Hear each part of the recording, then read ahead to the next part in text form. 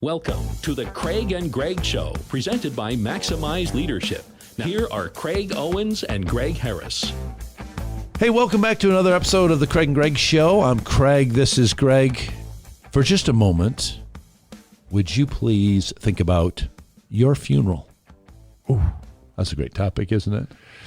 Not many viewers on that one. I know. So hold on before you go away.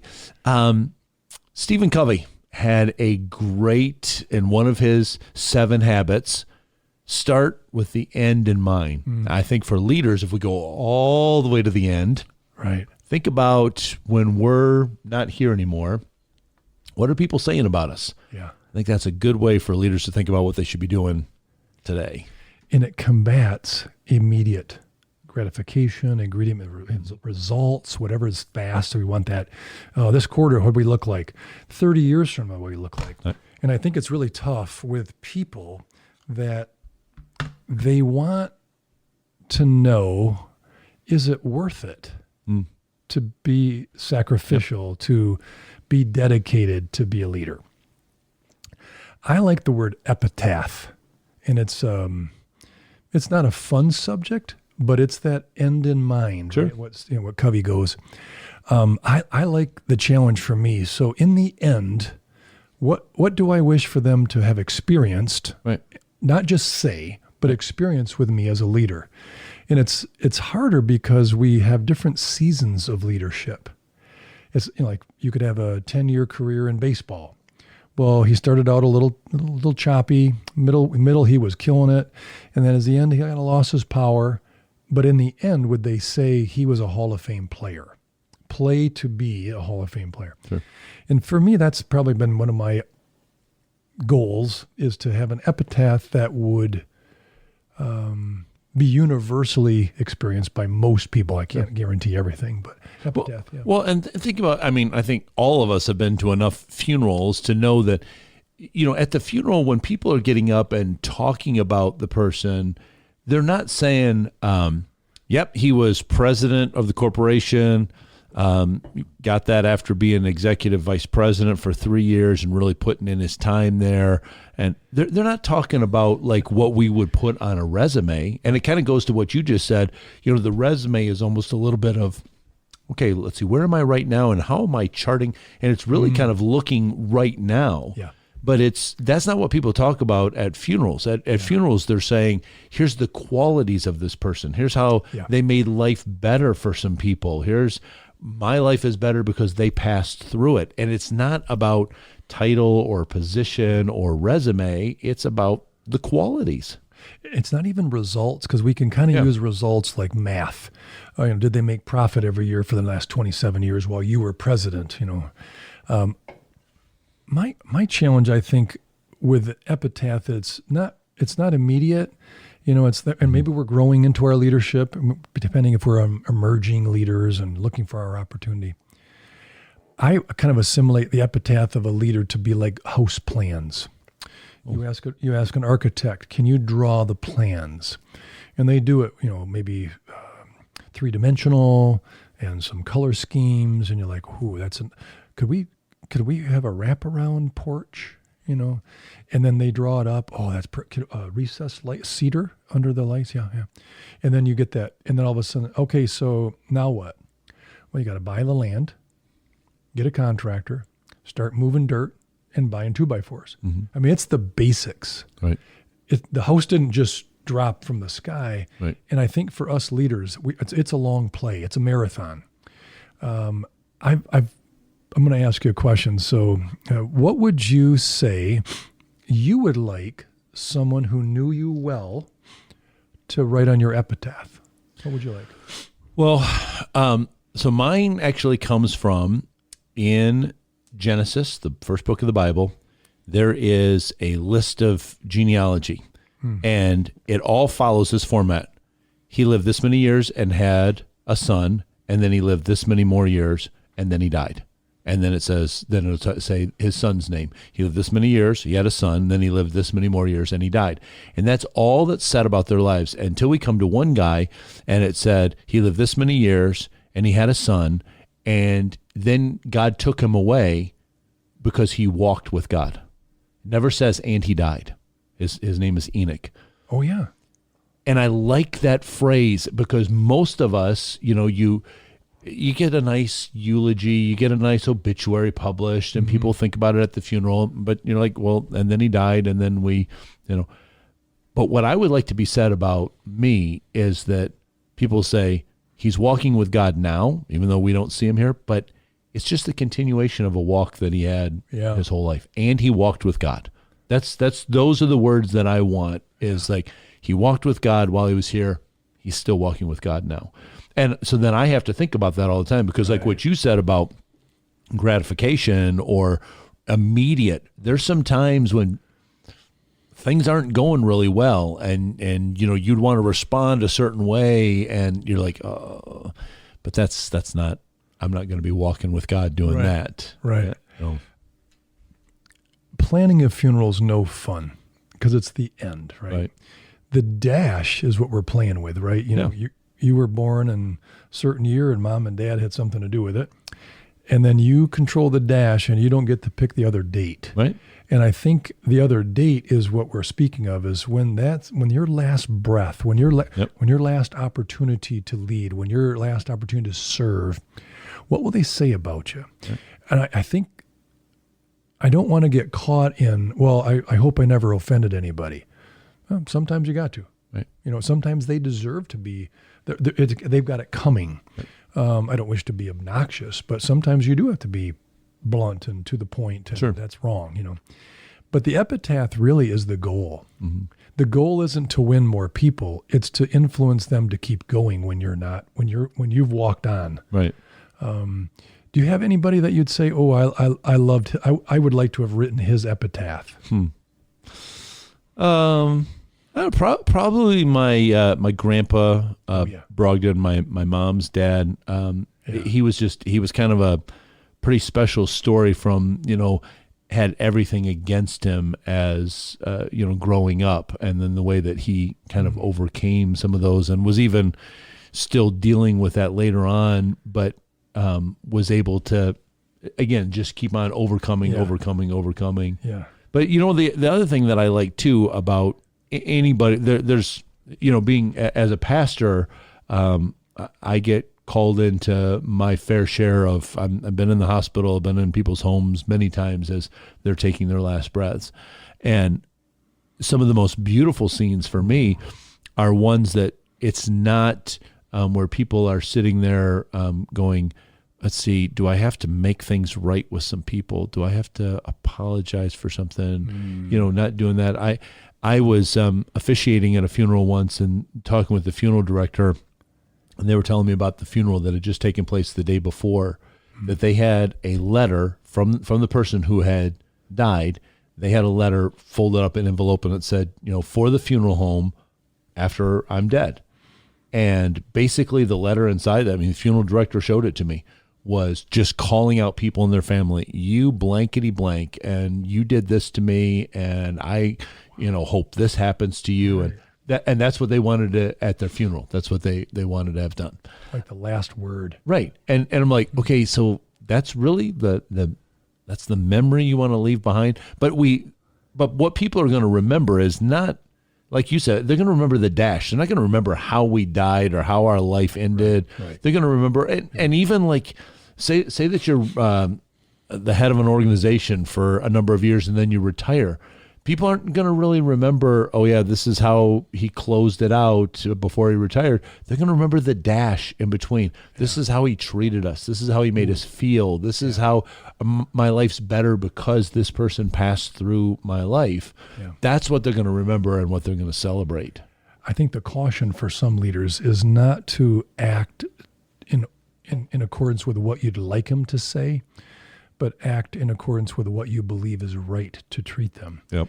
And I think the part that is difficult in the end is I'll read this quote, it's fascinating. It's not the years in your life, it's the life in your years. Mm-hmm. I would like to do a second sentence. It's not the people that you've interacted with, it's the value you showed them they are. Yep. And I think that's that servant leadership. You wrote about it in your amazing book. you got another one coming out too, don't you? I do. I know. But I think the years part, is it accumulating things? Yeah. Is it, I've traveled the world? Or did, I actually dug deep and found a person in a pretty big hole and helped them get back on their feet. And I was honored to do so. Yep. Wow. So there's interesting things you can get on internet and Instagram and whatever else. And what prompted me about a month or so ago was, what's one word you'd like people to describe you as? And that's what kind of got me thinking about an epitaph. An epitaph could be a sentence. Yours would be, Enoch's would be example. I thought, one word. I've kind of played with this before, so I think the word would be genuine. I like to be genuine. Perfect? No, I'm not close to that. Right. Handsome or wealthy, those are all temporary. But genuine carries forward, right? It's the person you treated well. It's the person you gave a second chance to. It's the person in your life who you believed in when others didn't. Yeah. And I love the word genuine, and that would be awesome if my epitaph had that word. But there's some amazing other words. Well, I think that we've talked before about reputation versus character, because people can play with their reputation. Some people hire publicists to make them look a certain way, right. or even all of the filters that you've got. You mentioned Instagram. Okay, well, I took this picture. I'm going to change this and this and this. For what reason? I like more shading. But character is, you can't put a spin on that. You can't hide that. That's who you are. Right, exactly. And I think that's where leaders realize, okay, the influence that we have with people, our character is probably going to be one thing that they'll resort back to or reflect back on. There's a interesting thing from Tom Hardy, the actor. He's quoted. He gets this quote, which is pretty impressive. "I was raised to treat the janitor the same way I treat a CEO." To me, that would be genuine. Yep. That would be respectful. That would be honoring.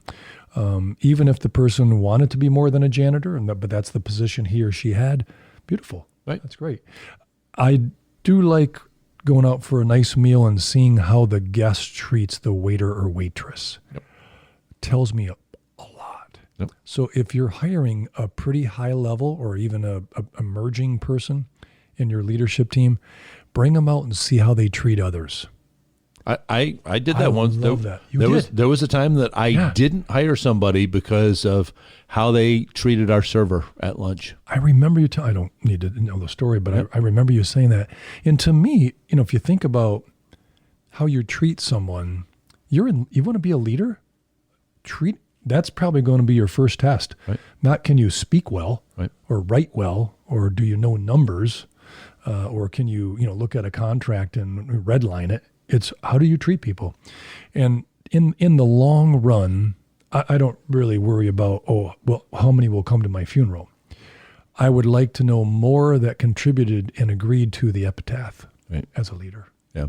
Yeah, I think so too. And I think that's ultimately, what we need to be living for today is saying, what investment am I making in this person? Am I helping them get better, or am I just using them to try to help me look better? True. And if I'm a person of character, if I'm a person of integrity, I don't need somebody to help me look better.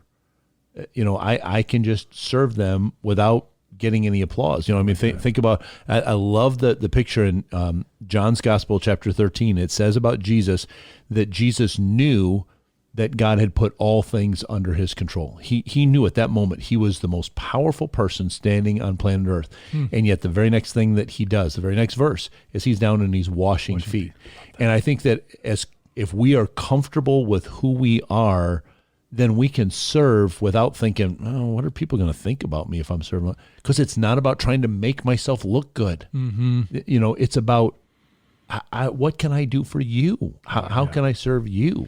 You brought up character and reputation, and I think reputation is how you look to people. Right. Character is how you are to people. And I think too many of us get stuck with the phone. I don't have my phone here, but we're worried about the likes.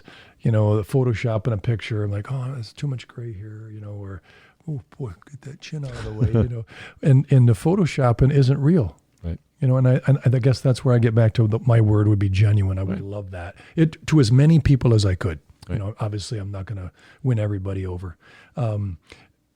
What others say and experience versus what we think. Right. Our real challenge in leadership is making sure that's congruent, like close. Have you had a story or a person where you're like, okay, so what you wish your reputation to be and what your character is are, okay, so they're really not too close. Do you have a story or? Well, I remember one time being on I was in the audience for a TV show and watching the guy that's going to be the main guy on the show, that he's off to the side and they're finishing putting some makeup on, and his face is very stern and he's snapping at people. And then when the person that's like telling okay, we got to applaud, the show's starting and the music's playing and the lights come on, all of a sudden he's just like smiling and he comes walking out, hey guy. And you're like, that's not who you were just a second ago. And so then I'm just watching, and then when they break to when they're going to go to the commercial, immediately it just goes back to, and he's like railing on people. And I'm like, holy cow.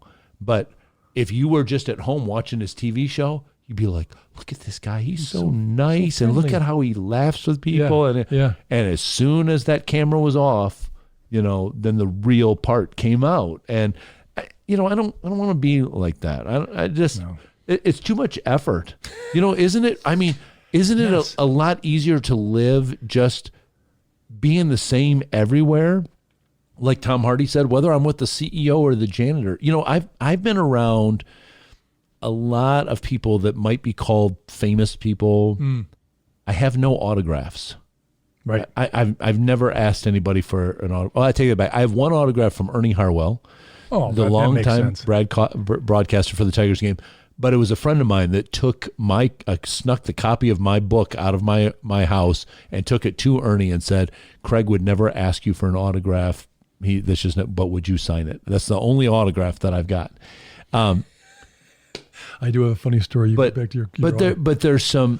I would hope that those people that appear to be celebrities, and those people that are, plunger man working in the restrooms, that I would treat them with the same level of respect, the same level of dignity, regardless. Yeah. And that's going, your word, genuine. I think it's a great word. I'd like it's an aspiration, right? Yeah. I mean, I'd like that whoever came to my funeral would say, yeah, I was the janitor, but he treated me well. I was this, but he treated me the same way. That, people are going, oh yeah, he was exactly the same with me.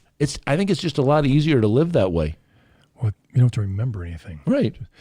So I enjoy, if you go out to a restaurant, it's kind of become my motto or whatever is, all right, so your mom gave you a name on your birth certificate. Your name isn't hey you. What is your name? Right. So he or she comes up to the table or whatever.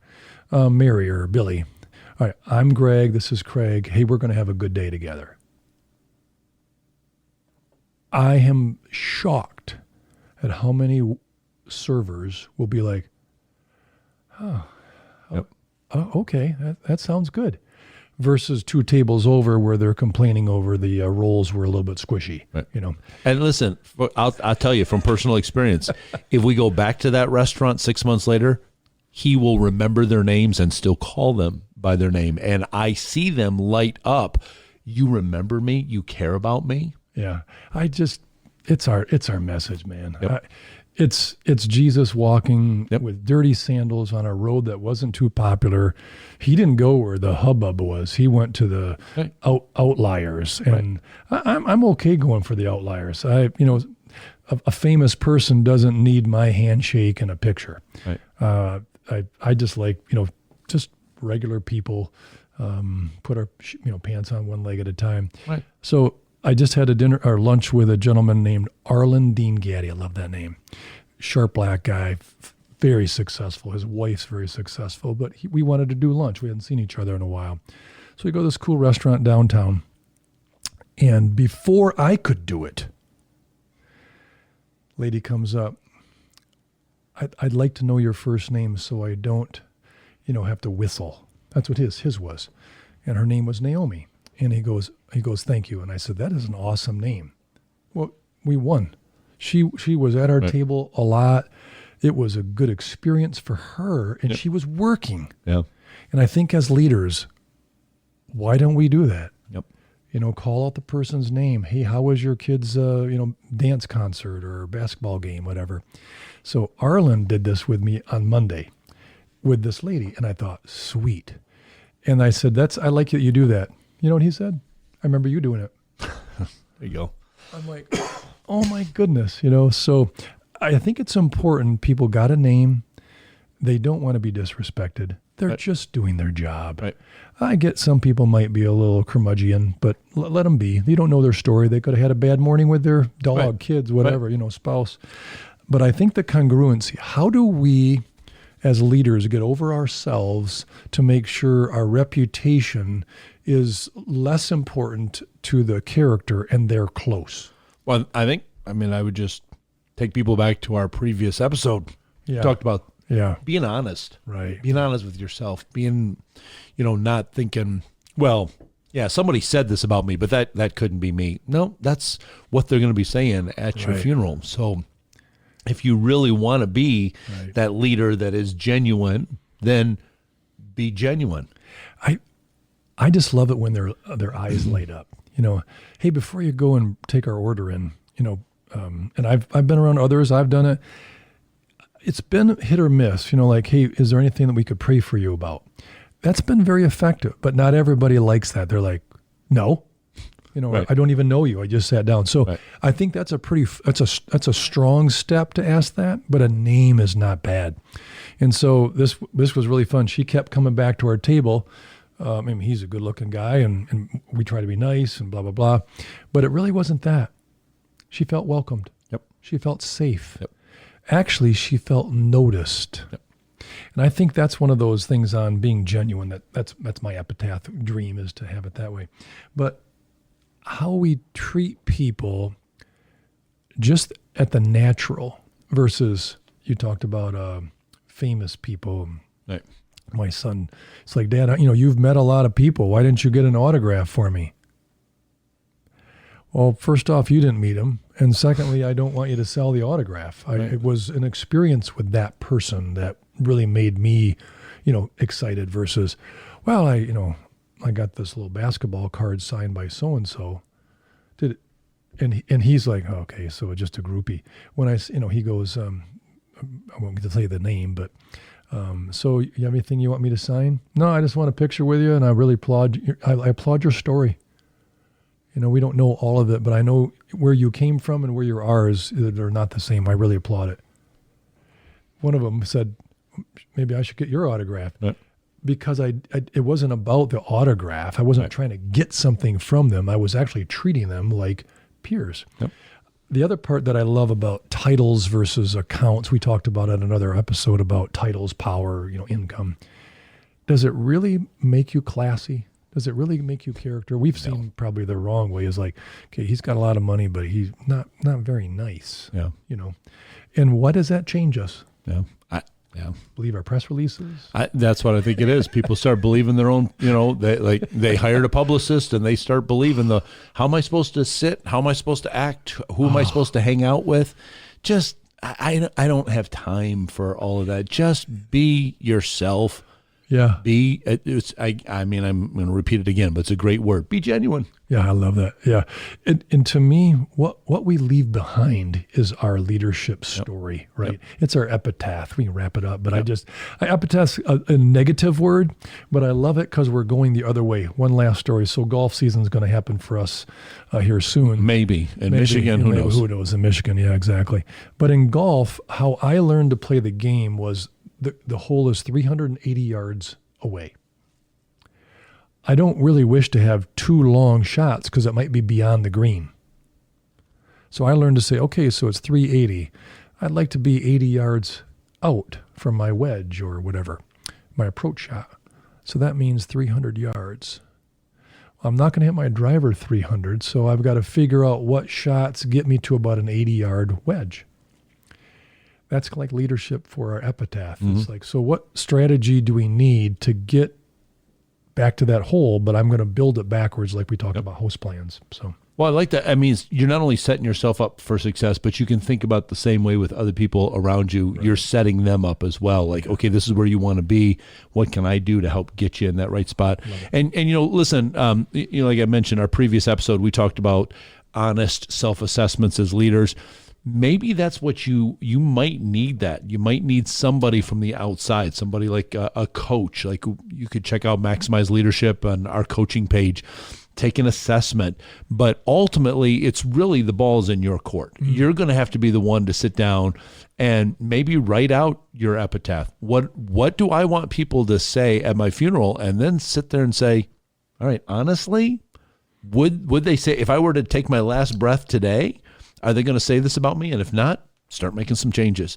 And we want to be here to resource you. That's one of the things that we love doing is just providing resources. We've got a YouTube channel with not only these full episodes. If you haven't subscribed, please do so. Greg's got some short snippets there. But if you ask a question, we'll respond to that, whether it's on the website or whether if you comment below on this video or on X, reach out to us at Maximize Podcast. We want to be here to say, okay, that's a great episode. We're going to talk about that a little bit more, or we need to get with you one-on-one, or maybe here's a resource. We want to help you finish well. Love the word genuine. We want you to be a genuine leader right now, all the way through the very end. So call on us. Let us be able to help you to do that. And then stay tuned, because we've got lots more great resources that are coming out for you soon. Get in touch with Craig and Greg through Twitter at Maximize Podcast or at MaximizeLeadership.com. Be sure to subscribe so you don't miss any episodes of The Craig and Greg Show.